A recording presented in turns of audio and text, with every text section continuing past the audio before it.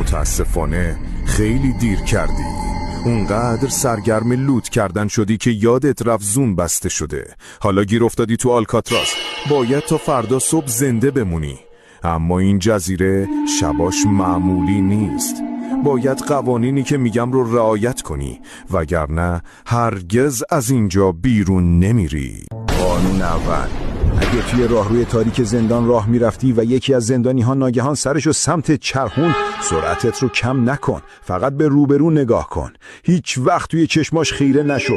اونا فقط وقتی حرکت میکنن که مطمئن باشن دیده نمیشن.